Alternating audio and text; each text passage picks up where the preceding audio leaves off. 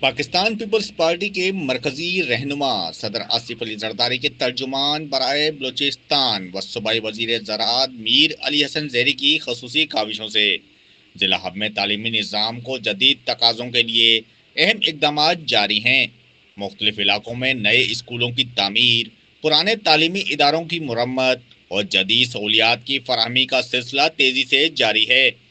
اسی سلسلے میں ہب شہر میں ڈاکخانہ روڈ پر واقع پرانی لائبریری کی مرمت کا کام جاری ہے۔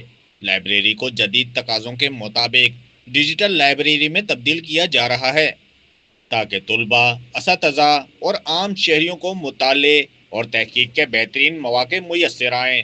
یہ اقدام ضلع ہب میں تعلیم دوست پالیسیوں کا مظہر ہے جو نوجوان نسل کے لیے علم و آگہی کے دروازے کھولنے کی جانب ایک مثبت قدم ہے۔ شارق مشتاق کمبو، بولان ڈیجیٹل، ہب بلوچستان۔